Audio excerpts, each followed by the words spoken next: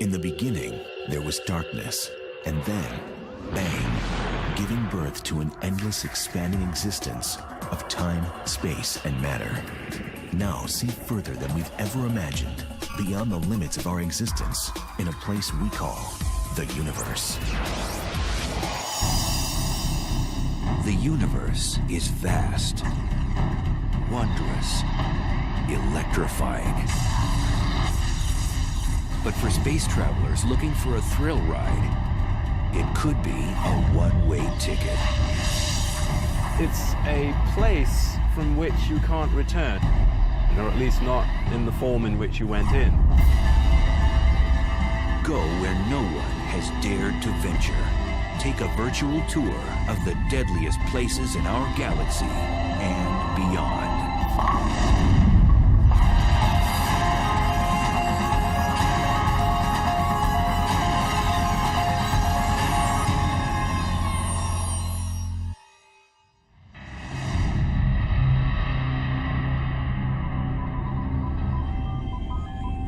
It's the ultimate frontier adventure. Space travel.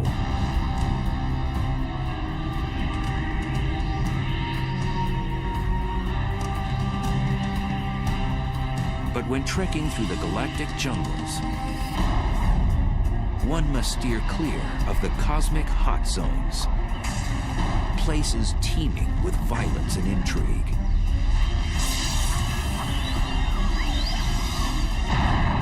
There are dangerous places, certainly very energetic phenomena that are a lot more powerful than atomic bombs being detonated, infinitely more powerful. The universe does seem to be a very violent place. It seems to have been born in a violent explosion called the Big Bang, and there's all sorts of violent processes going on.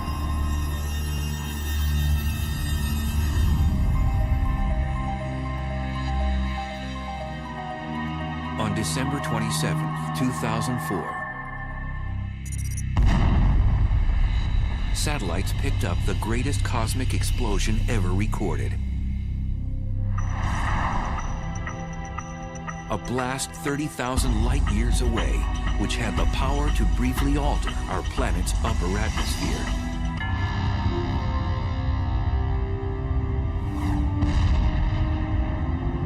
The blast was caused by a magnetar, the densest and one of the most dangerous stars in space. The magnetic field strength of a magnetar is about 1,000 trillion times the magnetic field energy of the Earth. And for reference, this would wipe the information off a credit card at a distance of about 100,000 miles away. Now this distance is sort of half the distance to the moon, so it's very nearby by astronomical standards. These mischievous stars have the strongest magnetic field in the universe. Scientists have confirmed 12 of these rare stars in our galaxy, and there may be more.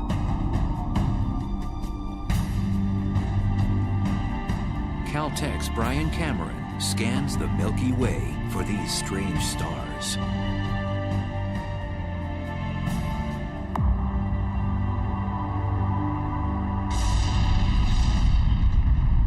Magnetars are a special class of neutron stars with ultra-strong magnetic fields, the densest form of matter in the universe.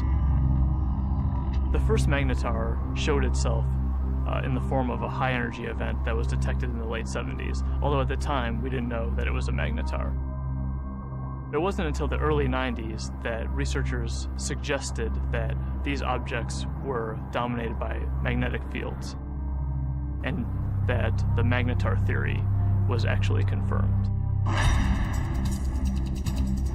Magnetars are born out of the death throes of massive stars.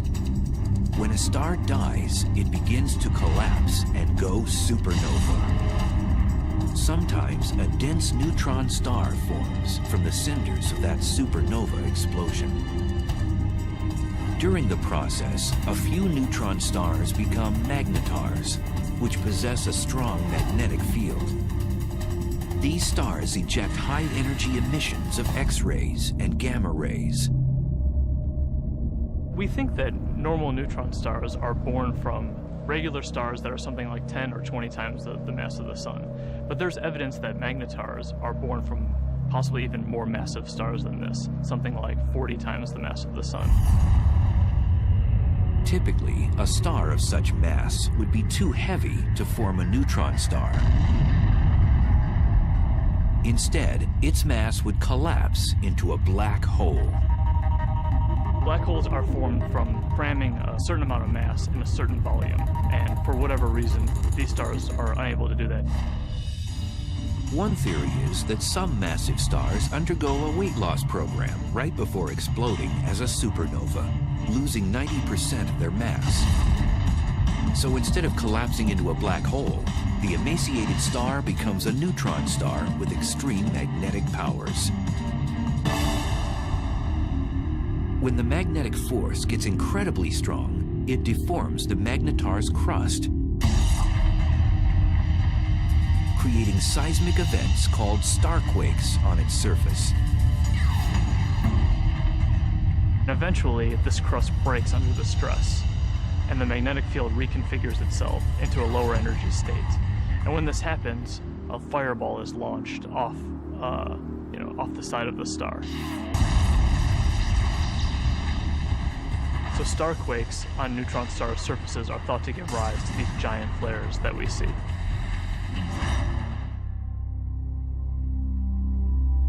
After a magnetar undergoes one of these flares, it outshines all the stars in the galaxy for the few tenths of a second that it's taking place. Within these giant flares are short bursts of gamma rays which move at the speed of light. The giant flares from magnetars are gamma ray bursts. They're very short in duration, less than a second, and have very hard X-ray spectra compared to another class of gamma ray bursts. If a deep space traveler veered off course and was unlucky enough to pass within 700 miles of one of these massive objects, the consequences would be horrific. The magnetic field of the magnetar can literally warp the atoms in human flesh, and its gravitational forces would tear a person apart.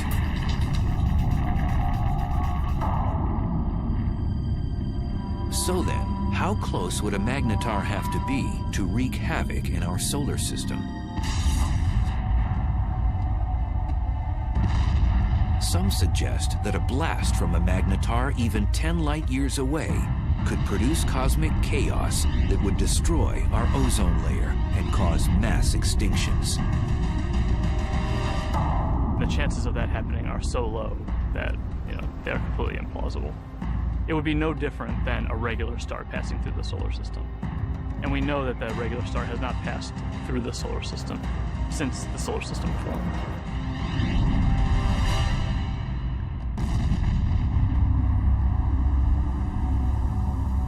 Scientists think that magnetars are only a few thousand years old and will become dim after 10,000 years. We're just now starting to understand the life cycle of magnetars. We think that they're very young, but how young is still uncertain.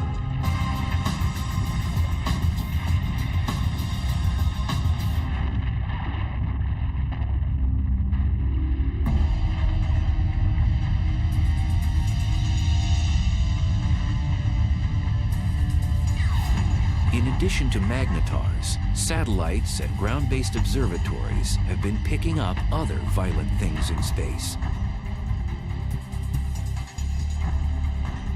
Scientists have now confirmed the existence of a phantom-like force that's so strong that it might very well be the most vicious phenomenon in the universe.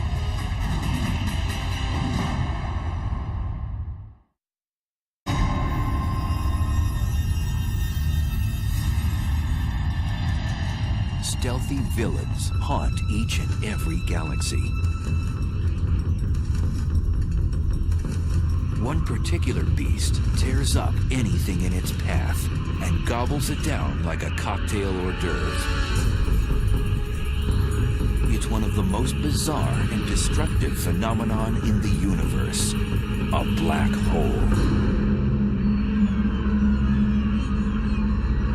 I think a black hole is the place which is more violent than anywhere else in our universe. It's like going over the edge and you can't get back. It's fatal attraction, I suppose.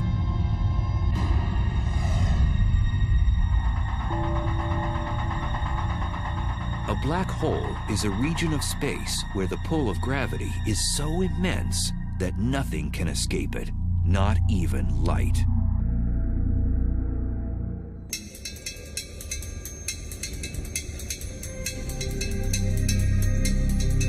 Astrophysicist and triathlete Ferial Ozel is attempting to unlock the mysteries surrounding this elusive cosmic force.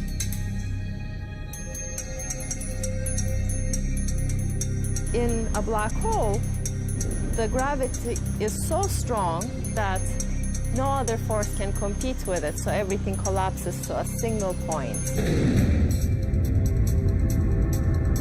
Ozel says whatever has a close encounter with a black hole will fall victim to its relentless tidal force of gravity. Imagine you're swimming in a pool and there is no current. You can go whichever direction you want. Now imagine you're taken out of this pool and you're in a river. Imagine a current that is much, much, much stronger. That the only direction that you could go would be with this current. The space around the black hole acts like this wild river. You could never fight this enormous drag that you feel.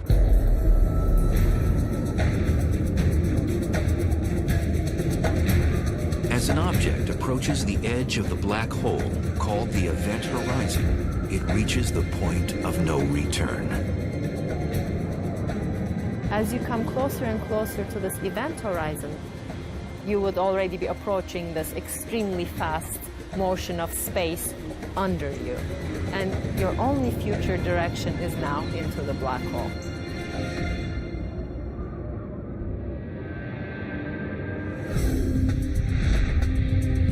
The idea of the black hole as a whole sometimes can be a little bit confusing.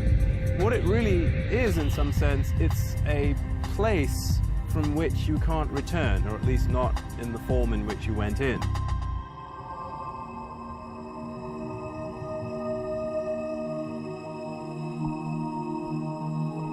Black holes are difficult to detect because, as the name suggests, you cannot see one by itself because it's black. But scientists have spotted a black hole when its gravity affects something else in space, such as a passing star. A completely isolated black hole would not be visible. What we really see from a black hole is actually the hot material that's swirling around it and that's being sucked into it. So in the neighborhood of these powerful black holes, you'll get a lot of radiation resulting from the black hole pulling in material and stretching it and twisting it as it's falling in. Black holes consume anything in close range, and there are billions upon billions of them prowling the universe.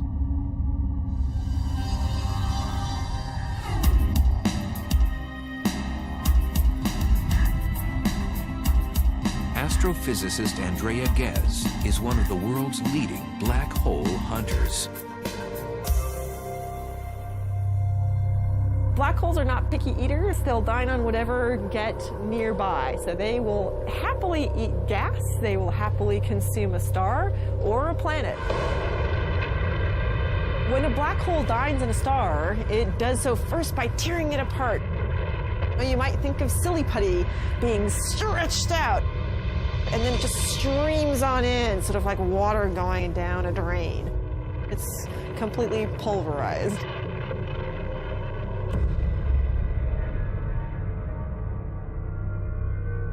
Black holes are produced, we believe, by the collapse of the core of a massive star, something like 25 or 30 times the mass of the sun or more.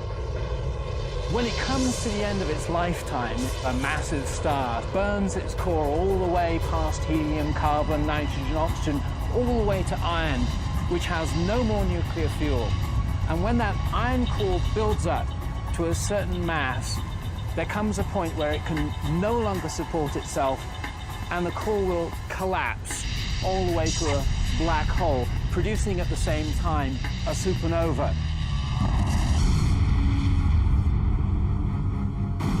The supernova sends out explosive amounts of energy, so anything in its vicinity will get obliterated. Then the remnants of the explosion fall into a newly formed black hole. And it seems the key to the black hole's allure is gravity. Gravity will pull things around, just like the sun's gravity pulls the planets around. In fact, stars will happily orbit the black hole for most of its life and won't actually be sucked in. These stars are actually safe from the fatal attraction of the black hole. But if you do venture too close, like extremely close to the edge, then you do get sucked in. Scientists believe there are millions of wayward black holes throughout our galaxy, the Milky Way. And because we can't readily see them, one could be right next door. So how close does something have to be to get sucked into a black hole? Too close to a black hole is about the distance between the sun and the Earth, but that is certainly too close. For future space travelers, death by a black hole would be a violent way to go.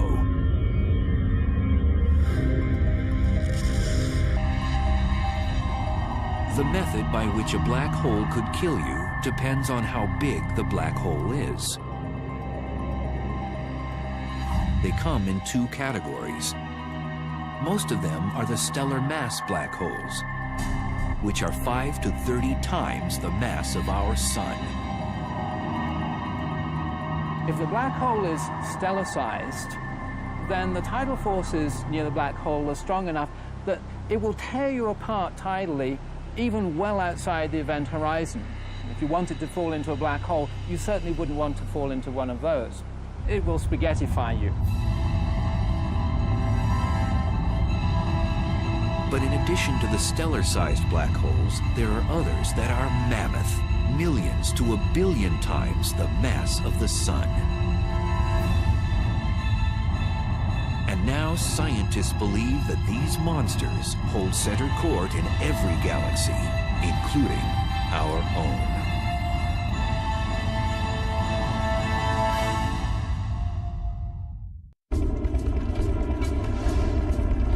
Black holes. They're one of the most mysterious and potentially dangerous oddities in space. A black hole has a ravenous appetite. It sucks in everything in its path and spits out what it doesn't devour.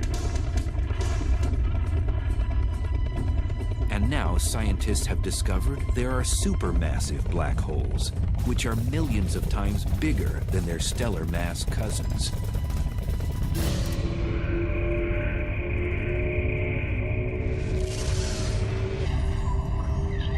And evidence suggests that supermassive black holes were born after the Big Bang, when the universe was first created.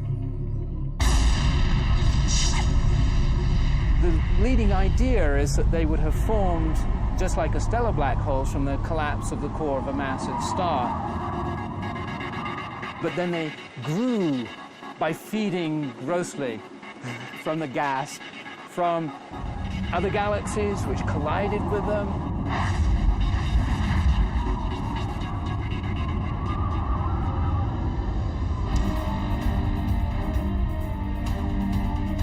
scientists have discovered that these black ogres wield their power in the center of galaxies.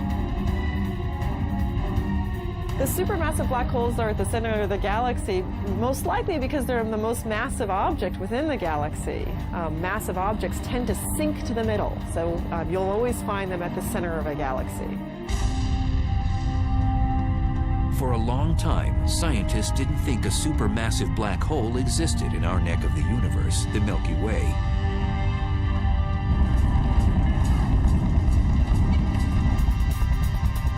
But in 1995, astrophysicist Andrea Ghez set out to prove one exists.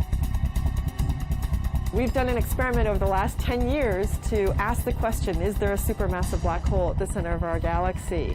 And the way we did this experiment is to use the motions of stars at the center of our galaxy to test whether or not there's a large amount of mass inside a very small volume. And that's the proof of a black hole.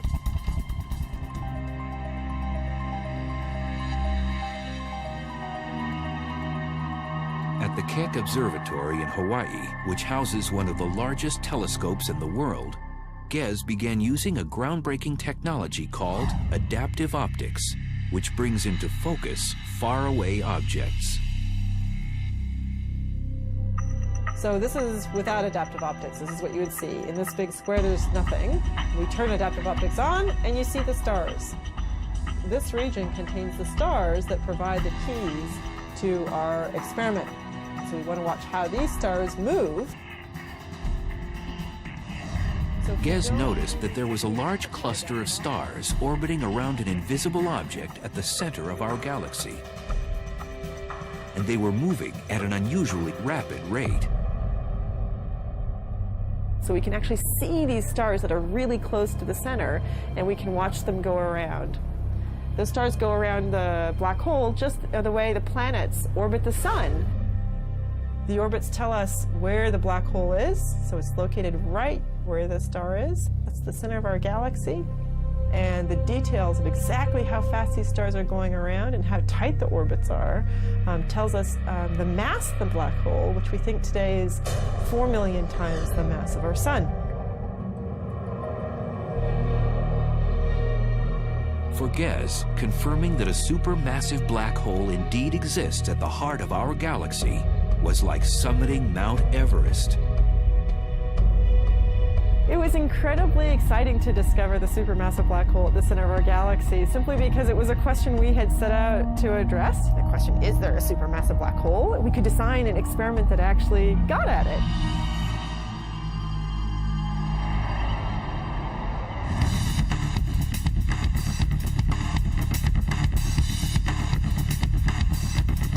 Astrophysicist Andrew Hamilton says death by a supermassive black hole would be much different than by its smaller stellar mass relative. If you want to go and be a tourist and have the ultimate experience of falling inside a black hole and finding out what's really there, go visit a supermassive black hole. Much better idea. Unlike a stellar black hole, which would rip you to shreds before entering its deadly vortex, a space explorer could actually experience free-falling inside a supermassive black hole. Inside a supermassive black hole, it turns out that even though the black hole is more massive, it's also much larger in size, and that means that the tidal forces are weak enough that you could pass through the event horizon and fall deep inside the black hole without being tidally torn apart. But deep down inside the black hole, the centrifugal force of the rotation of the black hole provides effectively a repulsion. If there's any matter at all inside it, then stuff that's falling in will tend to collide with stuff that's trying to get out. And the result of that collision of energies is an unimaginably chaotic maelstrom of super hot, dense plasma.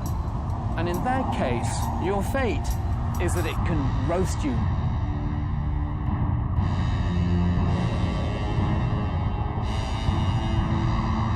So how close would space travelers have to be to get sucked into a supermassive black hole in the center of a galaxy? For a supermassive black hole, you would have to be about 1 million to 1 billion miles from the black hole to feel its influence.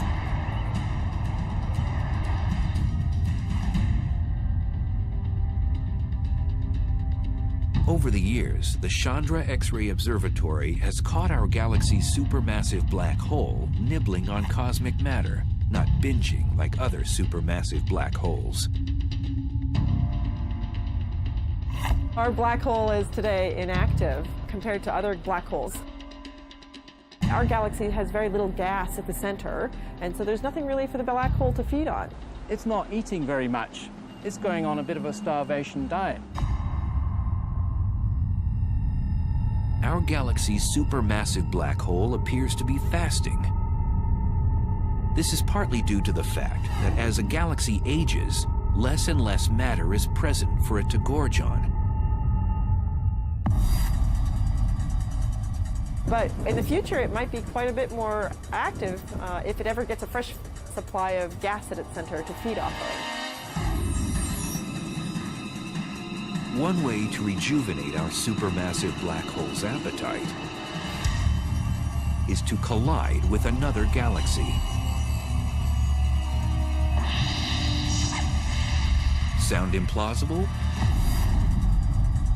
2 million light years away, our closest neighbor, the Andromeda Galaxy, is charging toward us at almost 75 miles per second, or 270,000 miles per hour.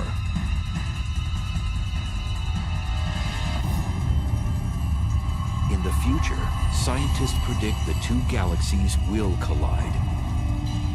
And upon impact, the larger galaxy may engage in one of the most primitive acts known in the universe.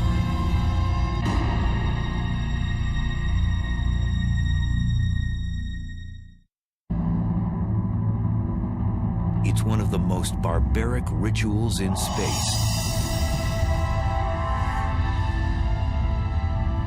A larger galaxy eats a smaller one.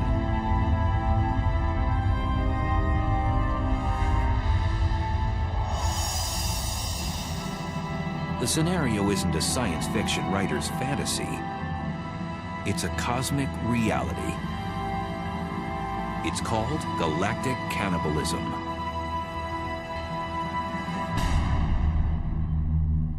The ghastly event can occur on the celestial highway when two galaxies have a head-on collision.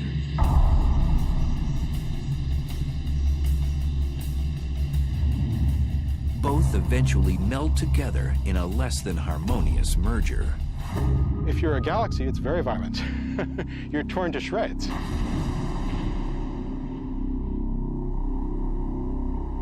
Joshua Barnes studies galaxy mergers. Acting like a crime scene investigator, he admits his research is a bit like inspecting a car crash. Imagine that you come across the scene of a car crash.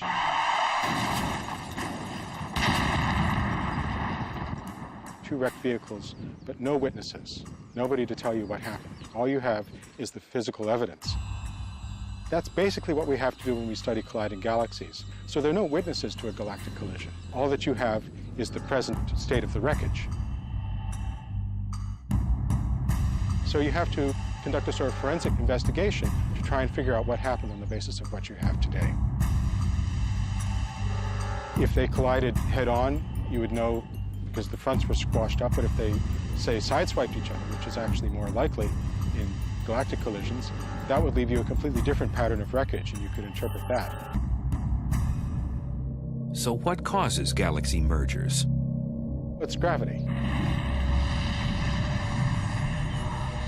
Everything in the universe is falling freely through space, and where you've got two large objects like galaxies, their mutual gravity pulls them together, so they fall into each other.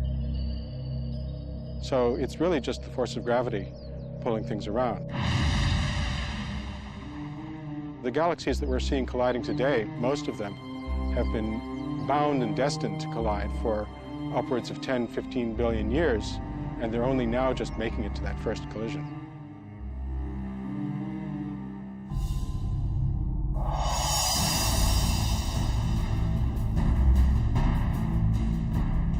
Our own galaxy, the Milky Way, is moving toward our neighbor, Andromeda.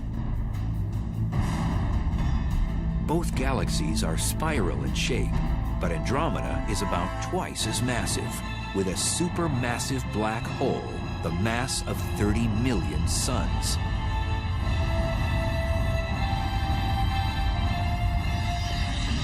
It'll look a lot like a dance.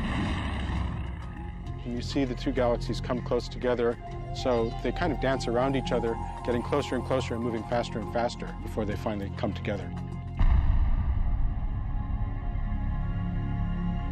But at the point of impact, these galactic dancers will do more than pirouette.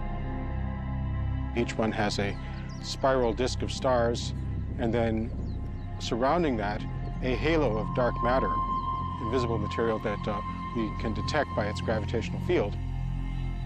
These two dark halos, which are much larger, will overlap as the galaxies pass by. Eventually, as the two galaxies spiral around each other closer and closer, you can no longer distinguish them as separate systems, and finally the nuclei merge.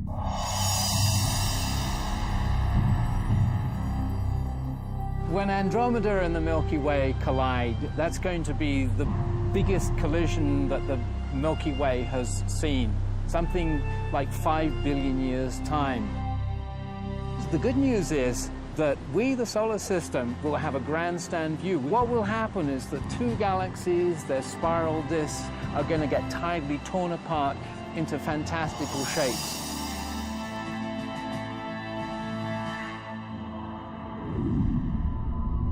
When the disks start to get close to each other, they'll throw off long streamers of stars, so-called tidal tails. And what happens to the sun and the solar system, should we still be around, it really is hard to predict. We could get lucky and be on one of those tidal tails and get a sort of bird's eye view of the whole process as we fly out. Or we could get thrown into an orbit plunging towards the center of the merging galaxies. There's basically no way to say.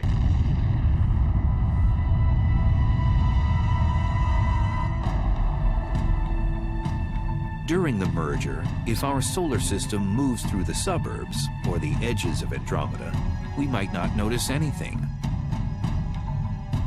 On the other hand, countless stars and space material could be propelled towards the planets, potentially disrupting their orbits around the sun. Moreover, the entire galaxy could face cosmic upheaval. We could have consequences which would nonetheless be dangerous. First of all, we could have a lot of star formation as a consequence of the merger. Currently, both the Milky Way and Andromeda galaxy have plenty of interstellar gas, the raw material from which stars are born. Now that would mean a lot more evolved stars, supernova, going off in our vicinity. And that could create shock waves, blast waves, bursts of cosmic rays, which would have nasty consequences.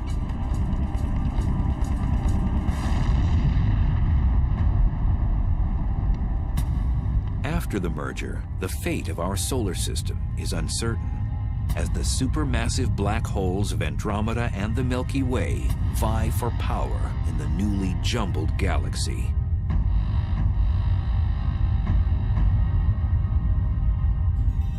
When they merge, they're going to form a new galaxy, and these two supermassive black holes will gradually spiral into the middle of the new galaxy.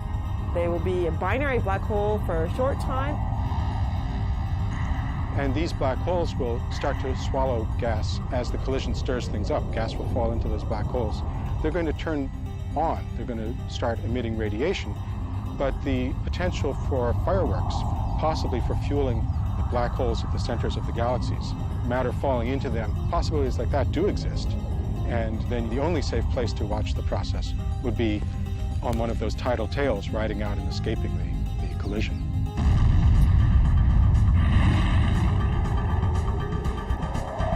Some scientists think that Andromeda's larger supermassive black hole will eventually consume the Milky Ways.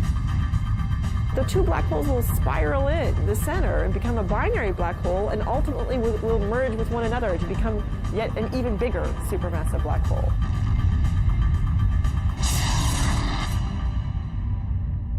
So a small galaxy colliding with a large galaxy is likely to be dominated by the larger galaxy. It'll essentially have most of its material absorbed by that galaxy and become subsumed into it.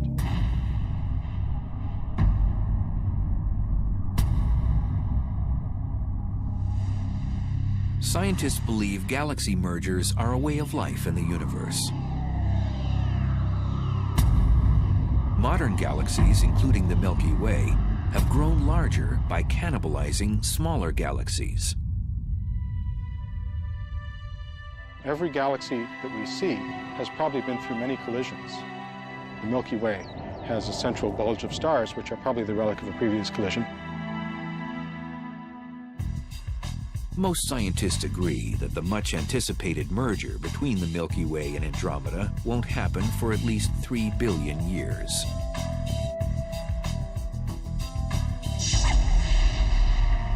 But there may be more immediate dangers in space.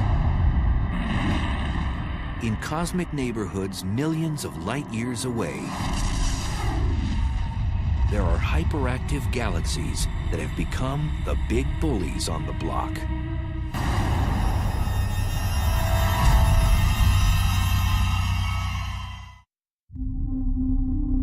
At the heart of some galaxies lives a cosmic monster. It transforms a run-of-the-mill galaxy into one of the brightest and deadliest in space. Quasars are peculiar objects, each powered by a supermassive black hole that continually swallows large amounts of matter, 10 to 20 stars every year.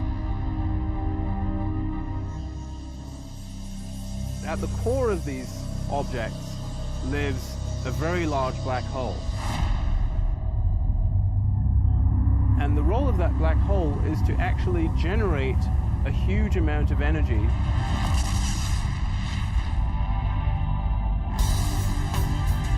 Quasars are the most energy-efficient mechanisms in the cosmos. They give off more power than 100 normal galaxies. And they're 10 trillion times brighter than our sun.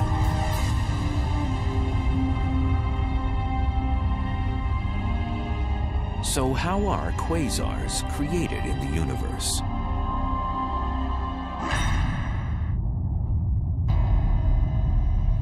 There's a fairly good connection between the last stages of a galactic merger and the so-called quasar phenomenon. If that really happens in the case of the Milky Way and Andromeda, we could have, for a period of some tens or possibly even 100 million years, a quasar active in the center of the merged galaxies.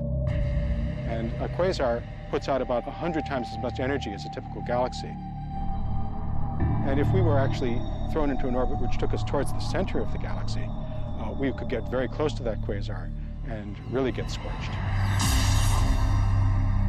The word quasar stands for quasi-stellar radio source, which means star-like emitters of radio waves. The word was coined when the quasar phenomena was still a mystery. Now we know they're not star-like at all.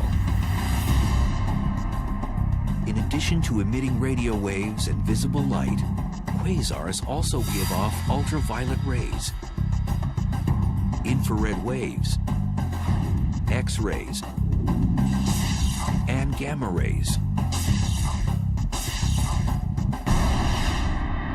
All deadly if something or someone gets too close. A quasar is a supermassive black hole at large distance that is active. It's powerful, it's emitting light, and we can observe it in many wave bands. Quasars were first discovered in the 1960s, but as radio telescope imaging got better, astronomers discovered that some of those quasars also have powerful jets beaming out of them. These particular quasars are called blazars, probably some of the most violent phenomena in the universe.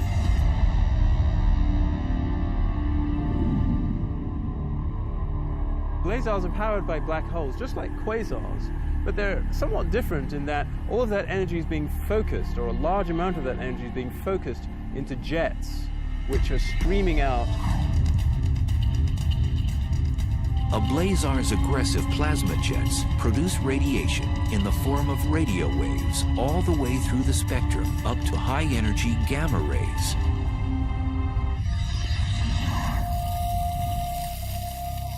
Astrophysicist Glenn Piner has been investigating the physical conditions at the centers of these exotic galaxies.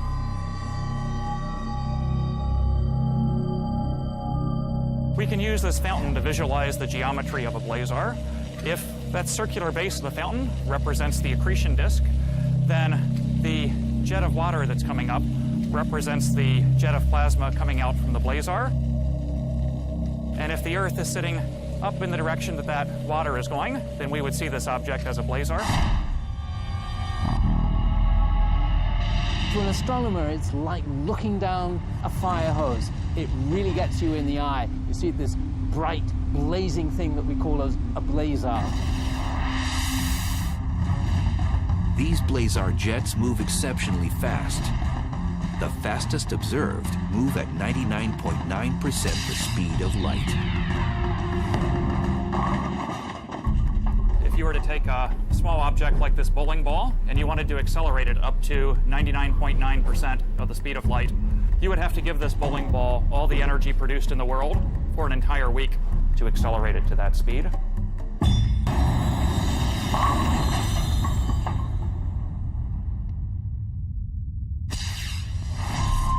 And in these blazars, we're accelerating not just small objects like bowling balls, but large masses of the mass of the planet Jupiter or larger to those speeds. So they're being given incredible amounts of energy by this efficient engine. Blazars pose unimaginable consequences to cosmic objects that get too close to its deadly jet. If there was a planet relatively close, a few light years from the actual jet, the radiation on that planet could be millions of times what it gets from the star. It would be continually exposed to high levels of radiation. So I don't think we want to look for life on a planet that would be orbiting a star that's in a blazar jet. Scientists link radio telescopes all over the world to achieve the magnification needed to zoom in on a blazar jet.